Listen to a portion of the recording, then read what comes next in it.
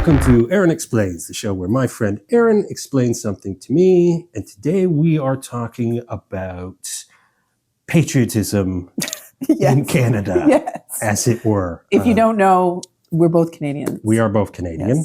Yes. This year, 2025, kind of started off with the threat from the U.S. of making us the 51st state. Yes, it did. And that inspired in many Canadians a lot of patriotism. Elbows up, that sort of thing. I myself made some YouTube videos on another channel, actually a channel you might be watching this on, because we have multiple channels. We're a media empire over here. That video was about tourism, Canadian tourists not going to the US. Incredibly popular, so popular that I have recently killed the video, made it private so nobody could watch it anymore because it is throwing off the algorithm. Nobody wants to watch anything else I make. They just come to watch this stupid video.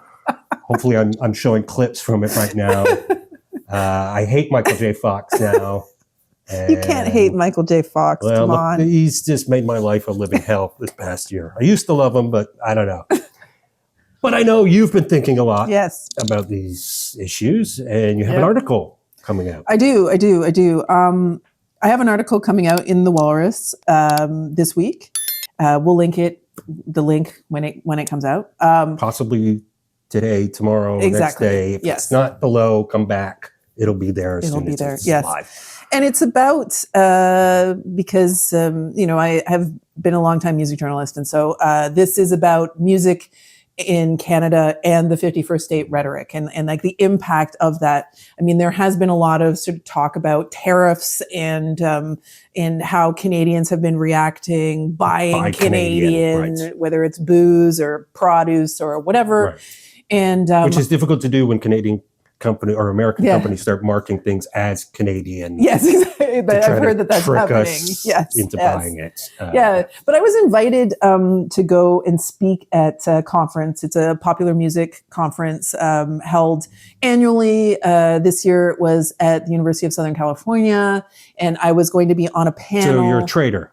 Yes. You didn't watch my video on tourism at all. No, I went. Okay. Maybe I'll repost it. I went to LA, and initially, before Trump started talking about the 51st state thing, I was on a panel. It was a really fascinating group of people talking about music as an export product. Uni Hong, who has written this book, The Birth of Korean Cool, she was talking about the export of Korean music, K-pop, etc. Then there was Eric Weisbard, who has written many, many things, talking about Swedish music as an export, and the influence of Swedish music on the overall music industry, which is intense. It's a topic for another day. But and I was going to be talking about Canadian music and how Canadian music has been incredibly successful worldwide, whether it's like Celine Dion, Justin Bieber, Drake, you name it, etc. Anne Murray. Anne Murray, yes. However, after the discussion of the 51st state thing, my idea to just kind of go and talk about Canadian music and its success in the United States seemed kind of silly. And I rethought my whole presentation.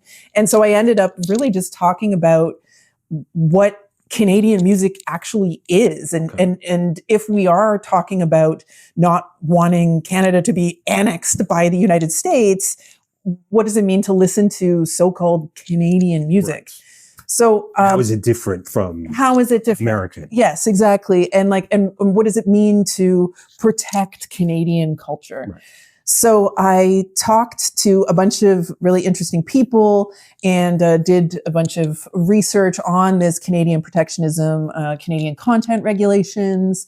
CanCon. There is this thing called the Maple Rule, which is that contributes to the fact that depending on the radio station, anywhere to 10% to upwards of almost half of music that is played on Canadian radio must be Canadian according to the Maple Rule. And which is not necessarily a Canadian artist. It can be a Canadian producer. It can be like there's a certain quota of Canadian.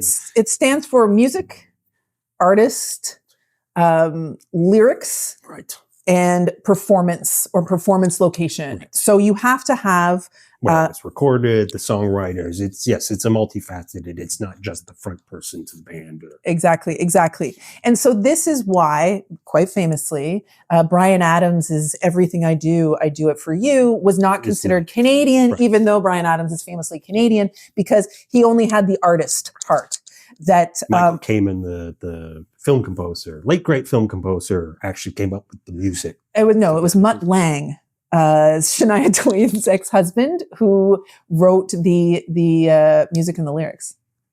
Everything I do it for you. Everything I do it for you. This song, maybe not the score, but the song. No, but the song. It's okay. This is now off on a tangent about fucking Robin Hood, Prince of Thieves. Yeah, a 35-year-old movie.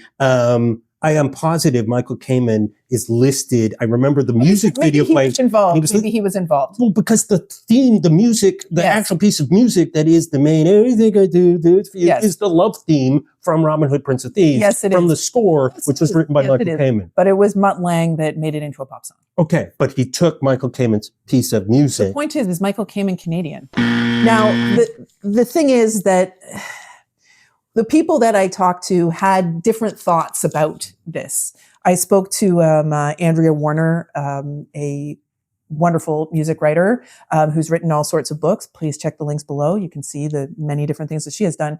And, she talked about how this is really sort of like an industry approach. And when we think about what it means to listen to Canadian music, like just kind of continuing with the stuff that is popular means that we're really sort of still focused on some kind of colonial identity as to what being Canadian means. Right. And we need to really think about, when we're talking about artistic creation, like how are we framing a Canadian identity? Right. I spoke to Alan Greyeyes, who is, as he calls it, he's a helper in the music industry.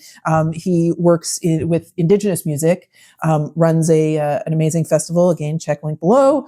And one of the things that he said quite interestingly is, if genres like pop music, all kinds of pop music, hip hop music, rock and roll, if those even disappeared in Canada, they'd still exist somewhere else in the world. Right.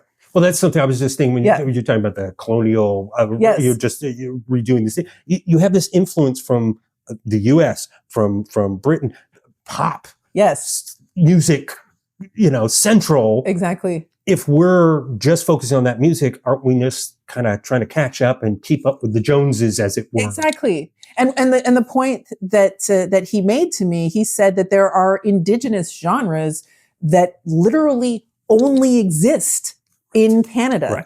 Different types of music. Right. And I mean, this is just in music, but beyond that, that only exist in Canada. And so this idea of so-called Canadian content, it's not really allowing those very specific to this piece of land that we happen to call Canada right now, that wasn't always called that is, it's not showcasing that music. Right.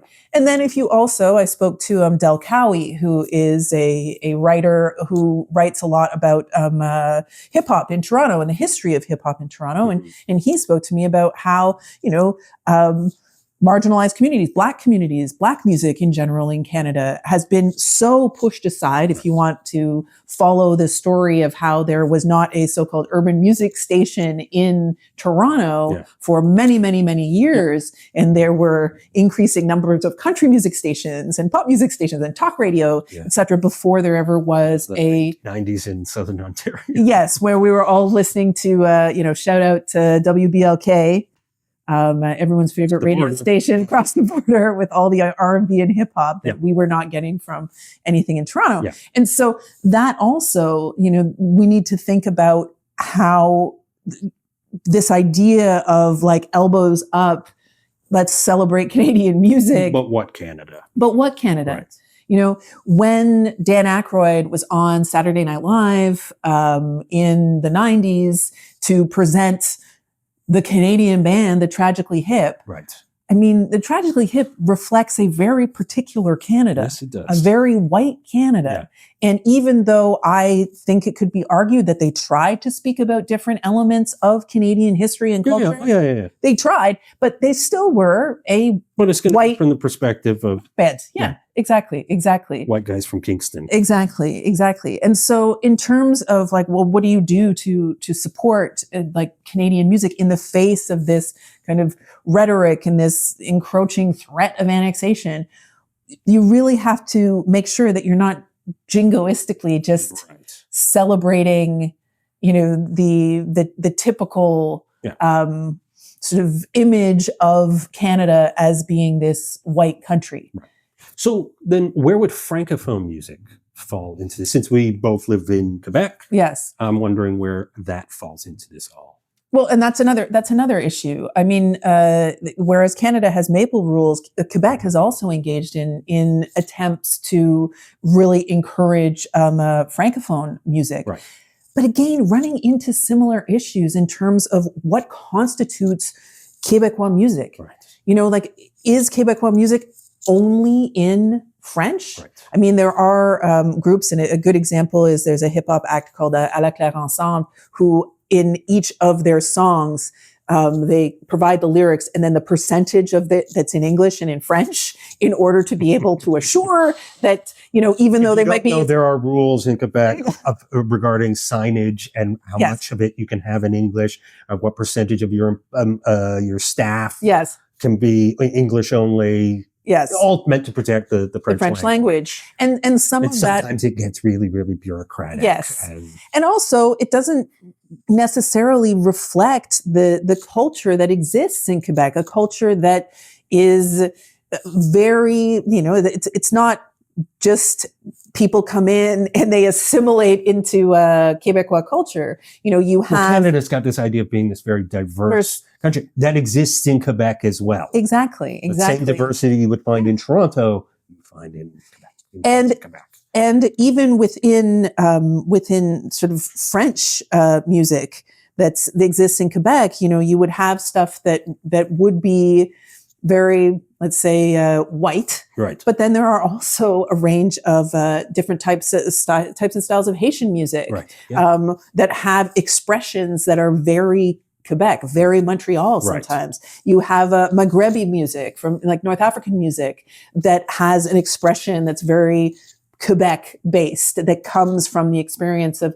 being here. And in the same situation that's happening in the rest of Canada in terms of certain types of music, be it Indigenous music, music from minoritized populations being sort of pushed to the side, and these kind of protectionist measures, they end up being protecting the status quo. They favor the status quo. Exactly. Yeah. And so really, if you're going to want to support Canadian music, to ask, what can people do if they want to support?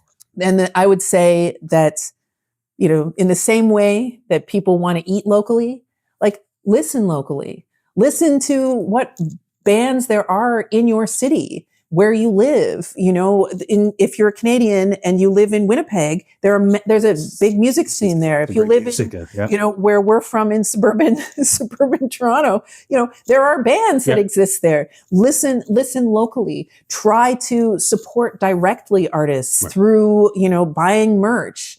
Somebody's going to a live show and actually buying a CD or vinyl, whatever, or a T-shirt or whatever it is. It goes directly to them. Exactly. And encourage the government to fund music, because that is, and culture in general.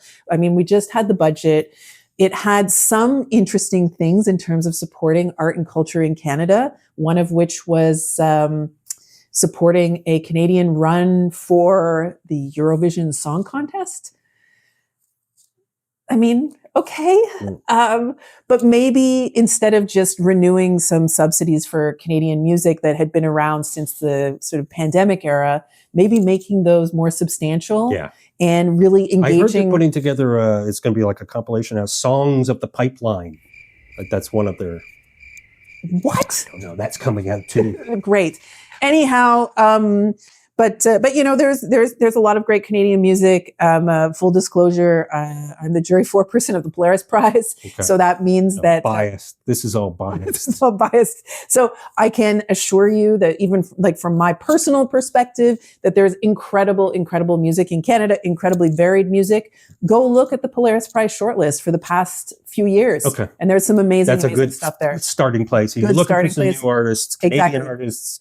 You don't know where to start because all you're thinking is bare naked ladies and I don't know, Carly Rae Jepsen. Carly Rae Jepsen's great. I got no problem with Carly Rae Jepsen. I'm just saying, like, those are names you already know because they're big pop. Sensation, and you're looking for something new. The Polaris Prize. Links below too. There's Spotify playlists, Apple Music playlists, less evil streaming service playlists. Right. Well, I don't want to send anybody to those things. I'm saying let's send them to the Polaris list. That's a place to start. Yes, exactly. And then maybe go out to your local, if you got a record shop, if those things exist, if you're lucky enough independent to have record stores. Exactly. Like we're lucky enough to have here in a neighborhood in Montreal. Go check it out. Go listen to new music and go see bands. And while you're liking and subscribing below, you know, leave a comment. Tell us who you like the best. Yeah. A Canadian artist that you like, that you think is great, and why you think they're great, and why other people should listen to them. Yeah. Because and not somebody we all know. No, think a little deeper. Think somebody that's a little more obscure that you don't think everybody necessarily has heard, and you want to get their name out there. Yeah. Okay. Well, that explains it. So yeah, read the article. Comes out the next day or two in the Walrus. And until next time, like, subscribe, leave a comment. See you later.